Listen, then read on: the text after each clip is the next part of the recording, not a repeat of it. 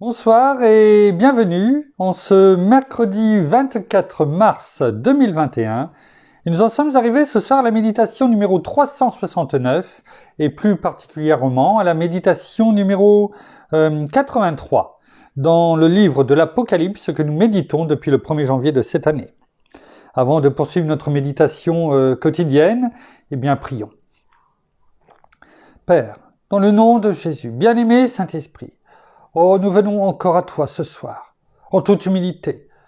Oui, nous venons tout simplement nous attendre, excusez-moi, nous attendre à ce que, une fois de plus, dans le nom de Jésus, par notre bien-aimé Saint-Esprit, bien tu nous enseignes. Tu nous enseignes tout simplement ce que nous avons besoin de comprendre, afin de mettre en pratique dans notre vie au quotidien.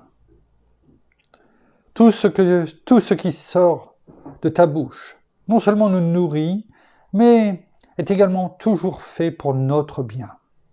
Alors, écoutons. Pas simplement entendons, écoutons et mettons en pratique. Retenons, méditons, mastiquons ta parole, recevons-la comme un cadeau que tu nous donnes au quotidien. Nous te rendons grâce, Père. Nous te rendons gloire à ton saint nom. Dans le nom de Jésus, merci, bien-aimé Saint-Esprit. Amen. Nous continuons donc dans le message de notre Seigneur à l'église de Thyatire, dans le chapitre 2, versets 18 à 29. Nous reprenons donc à partir du verset 18 jusqu'au verset... De nouveau jusqu'au verset 20 et nous compléterons en fonction du temps 21, 22, 23.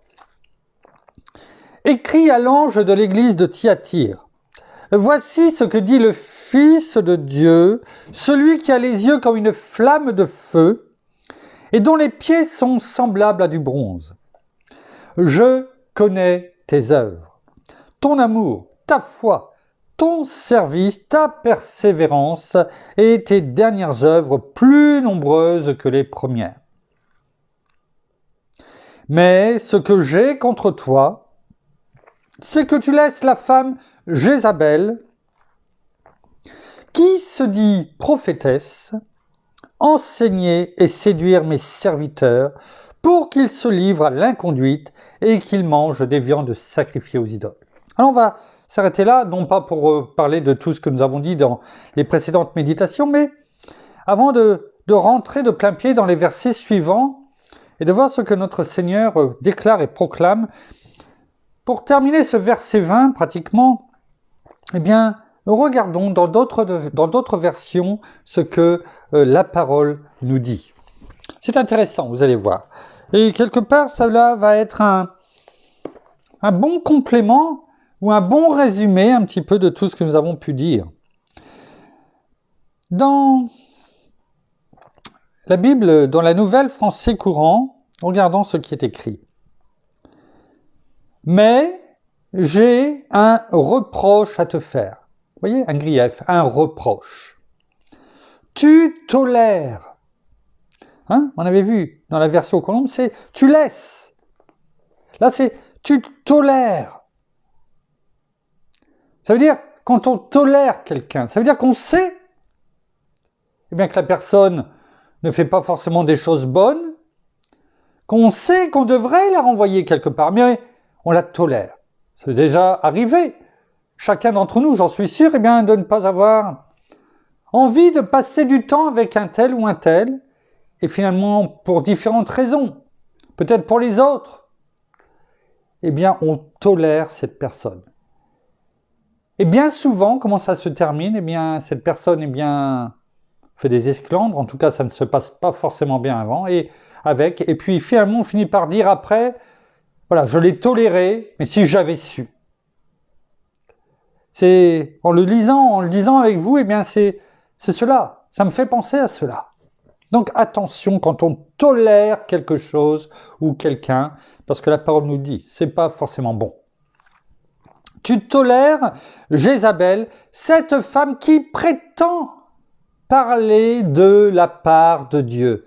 Vous avez vu, hier, on avait dit que eh bien, ce n'est pas par rapport au ministère d'une femme, hein, le ministère de la femme que notre Seigneur dit. Mais là, il parle par rapport à une femme, cette Jézabel, qui prétend parler de la part de Dieu. Et on avait dit, attention aux gens qui disent « Dieu m'a dit, Dieu m'a dit, Dieu m'a dit ».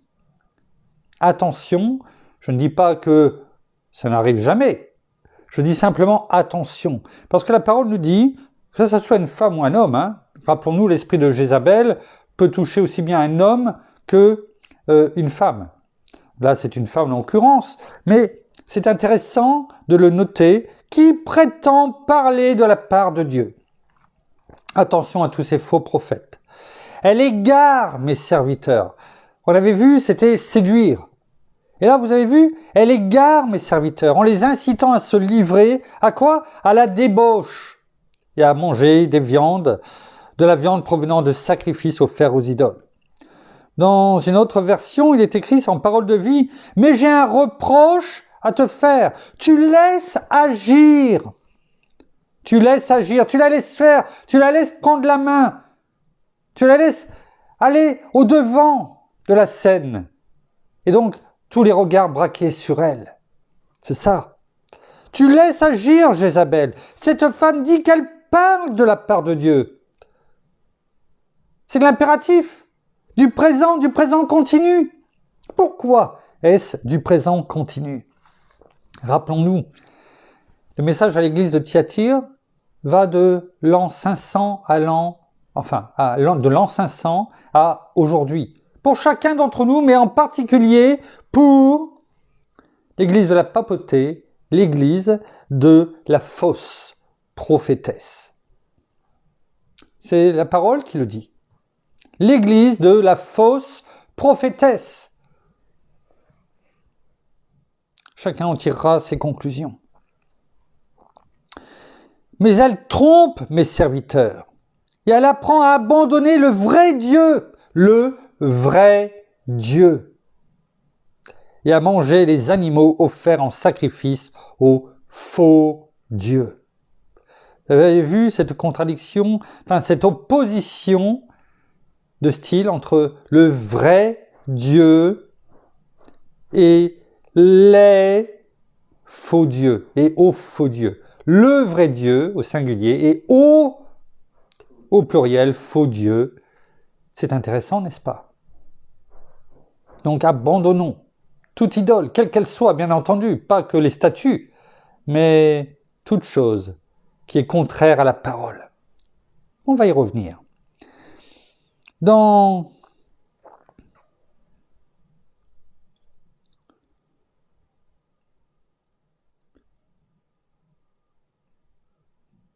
la Nouvelle Bible seconde, je regardais s'il y avait... Cependant, j'ai ceci contre toi, tu laisses cette Jézabel.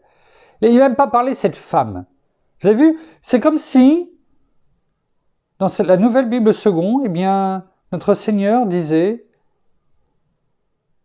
et pointait non seulement la femme, mais bien entendu l'esprit démoniaque, l'esprit de Jézabel. C'est comme si, quand on le lit, c'est ce qui me vient tout de suite à la pensée, à l'esprit, tu laisses cette Jézabel. C'est-à-dire qu'il la montre. Quand on dit cette personne, souvent quand on utilise cela, c'est qu'on la montre, elle n'est pas loin. Elle n'est pas loin de nous. Et le Seigneur pointe du doigt, son doigt divin sur cette Jézabel. Cet esprit, cette église, la fausse prophétesse, qu'il montre. Cet esprit démoniaque qui est là pour faire tomber. Qui se dit prophétesse?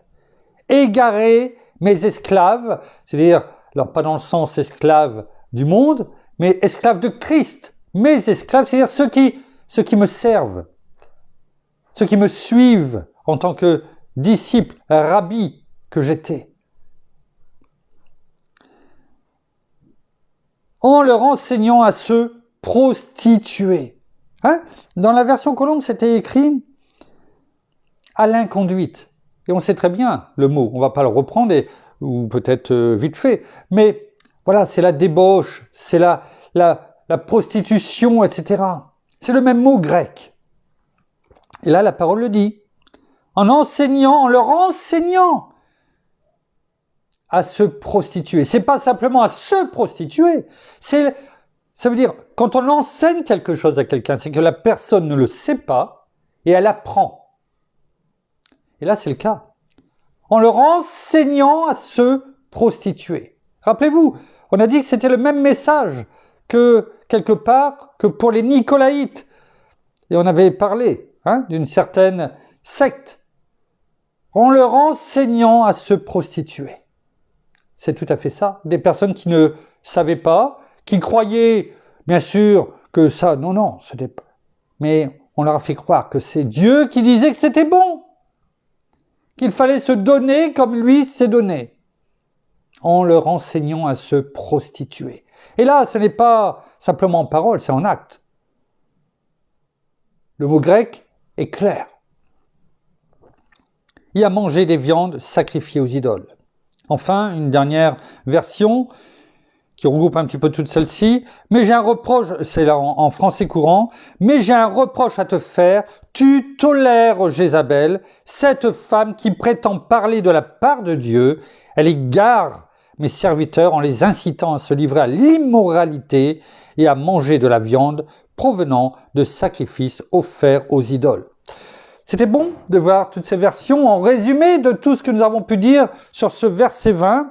Et on retrouve finalement ces mêmes mots.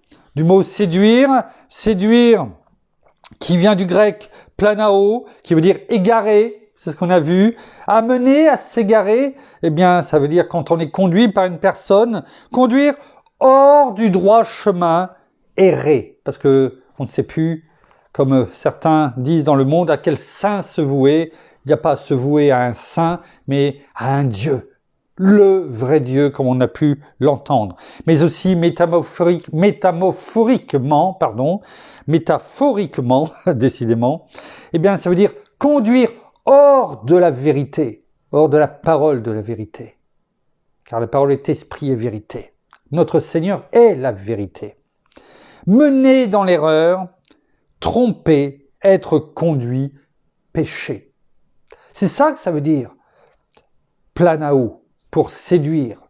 Tout ce que nous avons pu voir là dans les différentes versions. C'était intéressant de le rappeler.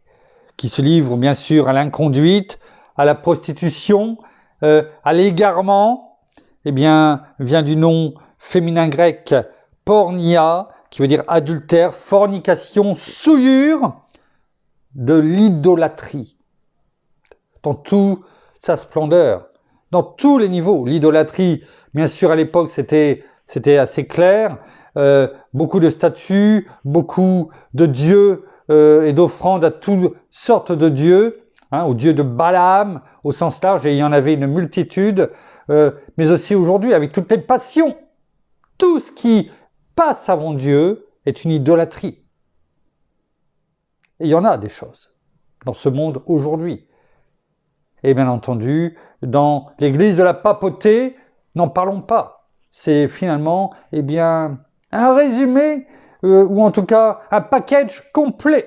Alors bien entendu, je ne tire pas sur, bien sûr, l'église catholique en elle-même, sur nos amis catholiques, hommes et femmes. Ce n'est pas du tout ce que je fais, ni incite à faire. Mais ce qui est bon, c'est de voir ce que la parole nous dit, tout simplement. Et il est bon surtout, d'être là pour déclarer et proclamer la parole afin que les yeux s'ouvrent, afin de leur dire, lisez la parole et regardez ce qui est écrit. Et qu'on leur montre, ce que réellement dit la parole, afin de ne pas demeurer, dans ce chemin à errer, comme on a pu le dire. Et notons, pour terminer ce verset 20, et qu'il mange des viandes sacrifiées aux idoles, qu'il mange. C'est intéressant, on en avait déjà parlé il y a quelque temps, ça vient du verbe grec phago, P-H-A-G-O, qui ne veut pas dire manger dans le sens se délecter d'un bon repas, prendre son temps. Non, ça veut dire avaler, dévorer. Avaler, dévorer. C'est-à-dire, voilà, comme une bête, comme l'homme animal, celui qui n'a pas Dieu, qui n'a pas reçu notre Seigneur, eh bien, comme Seigneur et Sauveur de sa vie. Et je me rappelle maintenant à quel moment on l'avait vu, c'était lorsqu'on avait parlé, eh bien, que lorsque Adam et Ève, eh bien, avaient mangé le, comment dirais-je, le fruit défendu. Ouais. Et c'était Dieu qui disait, eh bien, faisons et mettons à part le jardin d'Éden et puis l'arbre, afin qu'ils ne mangent pas. Mais quand ils avaient mangé, eh bien, c'était le même mot, phago, qui voulait dire avaler, dévorer. Ça montre bien que dans ces cas-là, c'est comme si c'était, voilà, l'homme animal, celui qui n'a pas encore reçu, qui n'a plus. Oui, le Seigneur comme Seigneur et Sauveur de sa vie. C'était intéressant de faire ce résumé rapide, mais qui nous a encore éclairé. Merci, bien-aimé Saint-Esprit. Verset 21, on va commencer. Je lui ai donné du temps pour se repentir, mais elle ne veut pas se repentir de son inconduite. Beaucoup de choses intéressantes dans ce verset. On va essayer de voir si on peut le terminer. Je lui ai donné du temps pour se repentir, mais elle ne veut pas se repentir de son inconduite. Quand on le lit, il y a déjà deux choses intéressantes. La phrase, c'est un seul verset, il n'y a pas de point, il y a juste une virgule. Et le mot avant la virgule, c'est repentir, et le mot qui termine la phrase, c'est pratiquement c'est repentir. Deux fois dans ce verset, il y a le mot repentir. C'est que c'est important. C'est que c'est important. Alors, je lui ai donné du temps. Donner, rappelons-nous, j'aime bien le rappeler parce que c'est important, c'est du grec, le verbe grec didomi. Didomi, qui est le même mot qui se trouve dans Luc 10, 19. On le rappellera et je pense bien souvent, mais c'est bon de le rappeler. C'est ce que notre Seigneur nous dit dans Luc 10, 19. Voici, je vous ai donné quoi? Toute autorité, tout pouvoir. C'est-à-dire que le Seigneur donne. Il donne et il ne reprend pas. Hein, parce que dans le monde, il est dit, hein, c'est quoi? C'est donner, c'est donner, merci, et reprendre, c'est voler. Et oui, c'est ça, oui. Et notre Seigneur ne reprend pas ce qu'il donne. Quand il le donne, il le donne. Et il le donne, non pas avec parcimonie, il le donne comme notre Père lui a donné toute plénitude. Et il nous donne tout. Et il nous donne tout en abondance, la preuve. Il a même été jusqu'à donner sa vie pour nous. Pleinement.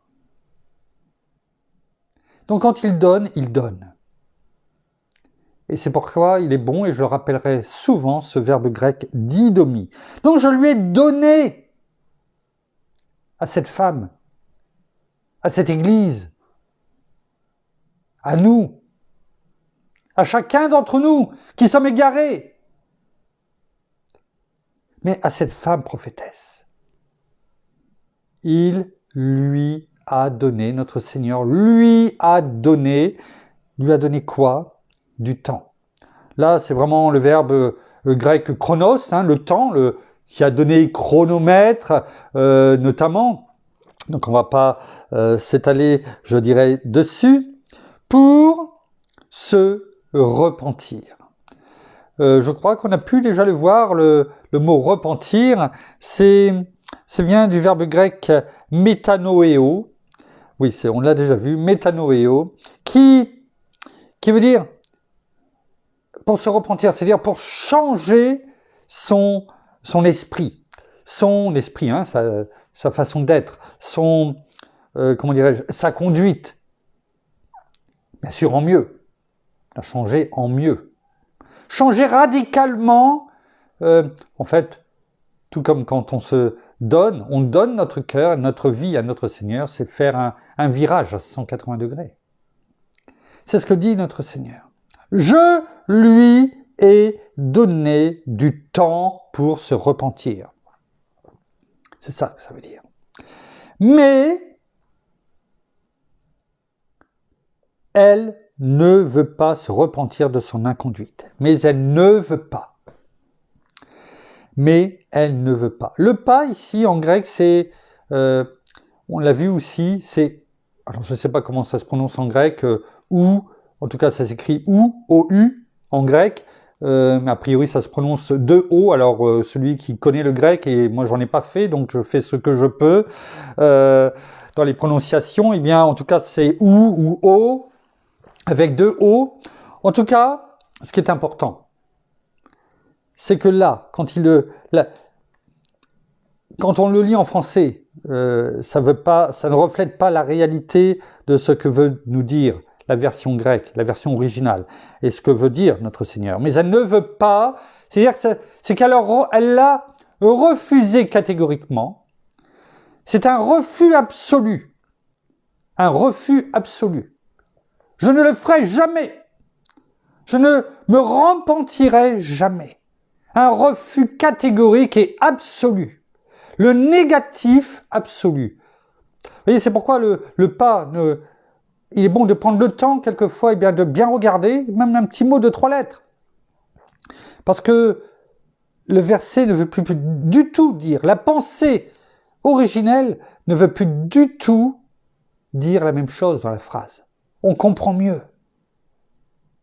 C'est-à-dire que jusqu'au bouddhisme, jusqu'au jean-bouddhisme, elle va dire « Non, je ne veux pas, je refuse, je refuse, je refuse, je refuse, je refuse, je refuse », jusqu'au bouddhisme.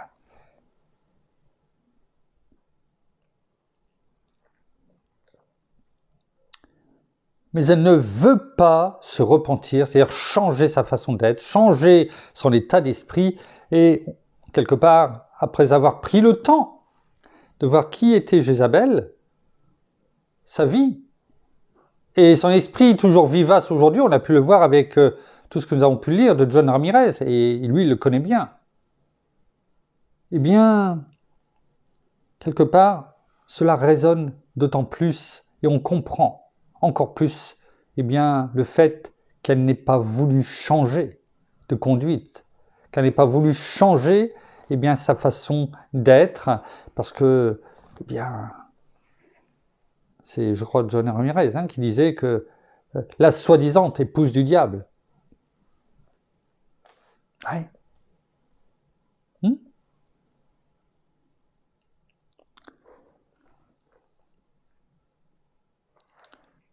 Mais elle ne veut pas se repentir de son inconduite.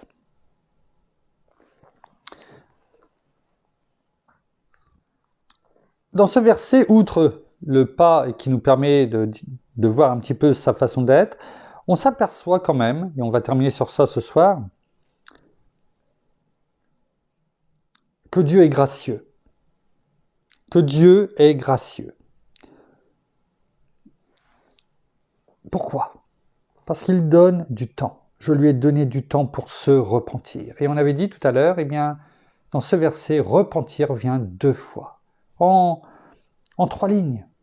2 fois, il y a le mot repentir. On s'aperçoit que Dieu est gracieux. Regardons ce qui est dit dans la deuxième épître de Pierre. Deuxième épître de Pierre, chapitre 3, au verset 9. Il est écrit: Le Seigneur ne retarde pas l'accomplissement de sa promesse,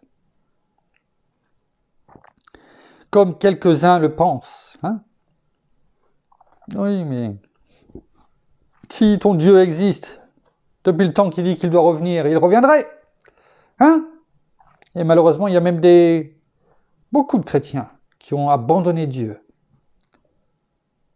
en disant, finalement, ça fait longtemps qu'il aurait dû revenir. Mais regardons ce que la parole dit. Pour nous, pour chacun d'entre nous, mais aussi pour ce qui est écrit dans ce verset 21. Le Seigneur ne retarde pas l'accomplissement de sa promesse comme quelques-uns le pensent. Il use de patience. User quelque chose, c'est d'aller jusqu'au bout. Combien de fois j'ai entendu mon épouse dire, mais à force de mettre ce pantalon et de le remettre régulièrement et de le laver, de le laver, de le laver, eh bien, tu vas l'user avant l'heure. Eh bien, on voit à travers. C'est usé et après, eh bien, il va y avoir des trous. Usé.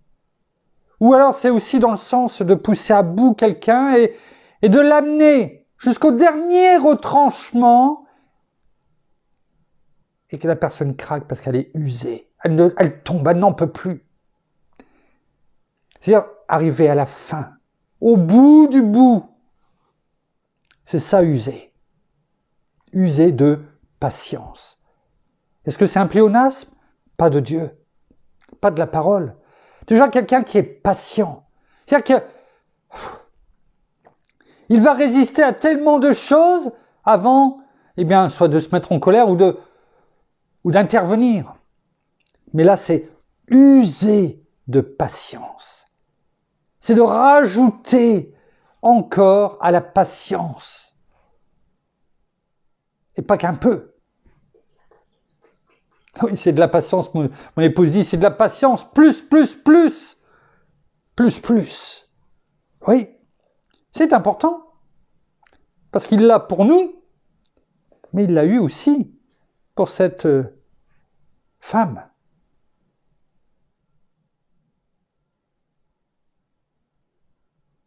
C'est important. Il use de patience envers vous. Il ne veut pas qu'aucun périsse. Il ne veut pas qu'aucun périsse. Mais il veut que tous arrivent à quoi? À la repentance. Ouais. Ce verset est très beau finalement. On l'a déjà sûrement chacun d'entre nous lu, passé dessus. Et je pense qu'on ne l'avait pas vu de la même façon qu'on le voit ce soir. Merci, bien-aimé Saint-Esprit. En tout cas, ça me concerne. Et voilà pourquoi notre Seigneur n'est pas encore revenu, n'a pas reçu encore le feu vert, le top départ, pour revenir chercher son Église, son épouse, sans ride ni tâche. Et tant mieux pour beaucoup, pour une multitude, parce que cela nous laisse encore du temps pour faire ce que nous sommes appelés à faire, c'est-à-dire enseigner l'Évangile, la déclarer, la proclamer, être ces dignes ambassadeurs de Christ que nous sommes ici sur terre. Chasser, comme notre Seigneur l'a dit, les esprits, les démons, les esprits démoniaques, guérir les malades. Pas nous, mais Christ en nous. Afin que nous puissions dire « Jésus t'aime, toi aussi ». Malgré peut-être tout ton passé, qu'importe. Viens, comme il est dit dans Matthieu 11, à partir du verset 28. « Venez à moi, vous tous qui êtes fatigués et chargés, et je vous donnerai du repos. » Voilà ce que notre Seigneur dit. Mon Père use de patience. Alors, profitons-en. Quelle richesse il nous donne. Alors, c'est magnifique ce qu'il fait. Ceci dit, et on va terminer en conclusion sur cela, ceci dit, même s'il use de patience, il respectera toujours, et quand je dis toujours, c'est en majuscule, parce qu'il l'a fait dès le départ. Il respectera toujours le libre arbitre des hommes. Il lui laisse le libre choix. Je mets devant toi deux chemins. La bénédiction et la malédiction, la vie et la mort. Choisis la vie. Je te dis ce qu'il faut faire, mais tu as le choix. Tu as le choix. et il ne forcera jamais personne à le suivre. Il faut que l'on vienne volontairement, de façon volontaire, donner son cœur. Donc il respectera toujours le libre arbitre. On reviendra dessus demain afin de ne pas nous amener trop loin dans la méditation d'aujourd'hui. Merci Père, merci Seigneur, merci bien-aimé Saint-Esprit une fois de plus pour tes enseignements, ô combien lumineux ce soir. Oh, continue à nous éclairer chaque soir, à nous enseigner, à corriger nos cœurs et à mettre en lumière ce qui encore a besoin d'être arraché. Ces rejetons, peut-être que nous avons oubliés. Alors oui, viens les retirer, viens les arracher. Même si quelquefois cela peut faire mal, ce n'est pas grave. Viens nous laver totalement et complètement. Nous terminons par la prière. Merci Seigneur et bien encore pour ta parole ce soir. Merci encore pour ton enseignement. Merci pour tout ce que tu nous révèles jour après jour. Merci pour ta vérité et surtout, Père, merci encore pour ta patience. Nous l'avons vu et nous l'avons compris, nous l'avons entendu encore aujourd'hui. Combien tu es patient, tu fais preuve de tellement de patience envers chacun d'entre nous. Oui, bien sûr, tes enfants, mais aussi tous ceux qui ne sont pas encore tes enfants, afin de leur laisser le temps de pouvoir te connaître, de pouvoir comprendre et de pouvoir savoir déjà qui tu es. Alors c'est aussi notre rôle en tant que tes enfants, tout simplement de leur faire partager, de leur apprendre et de te faire connaître à chacun d'entre eux, afin que eux aussi, toutes ces personnes-là puissent vraiment venir à toi et vraiment te connaître, te donner leur cœur entièrement et complètement, afin qu'ils puissent te recevoir comme Sauveur et Seigneur de leur vie, afin qu'ils puissent hériter de la vie éternelle, afin de savoir qu'ils sont tes enfants, qu'ils ne sont plus tes créatures, mais tes enfants. Alors merci de nous laisser encore ce temps, merci encore de ton amour pour chacun d'entre nous. Merci encore pour tous ces moments de partage. Merci pour toutes tes bénédictions. Merci vraiment encore pour nous conduire dans ce chemin de la vérité chaque jour et de nous enseigner la vérité afin que nous aussi, nous la mettions en pratique chaque jour dans notre vie, mais que nous gardions aussi toutes ces paroles et que nous soyons suffisamment armés, que nous l'ayons aussi dans nos pensées et dans notre cœur, afin que nous soyons armés comme nous l'avons entendu, comme nous l'avons déjà vu, afin que nous refusions tout mensonge et toute chose dès qu'elles arrivent dans nos pensées, afin que nous les rejetions et que nous sachions qui nous sommes, nous, tes enfants. Alors merci pour tout cela et soyez tous abondamment bénis, frères et sœurs, dans le nom de notre Seigneur Jésus-Christ. Amen. Voilà, ainsi s'achève la méditation de ce soir. Nous vous bénissons abondamment de toutes les bénédictions spirituelles dans les lieux célestes en Christ. Nous saluons nos amis au Québec, au Canada, en francophonie, en France, à Paris et tout autour de chez nous. Nous vous souhaitons en tout cas une agréable fin de journée pour certains, de soirée pour d'autres. Un bon appétit à toutes et à tous et surtout une excellente nuit pour toutes et tous dans la paix de notre Seigneur Jésus-Christ qui nous donne abondamment. Alors prenons-la, saisissons-la et passons une très bonne nuit. Et nous vous disons à demain, ici, au même endroit et à la même heure, rappelons-nous, 18h30. À demain. Au revoir.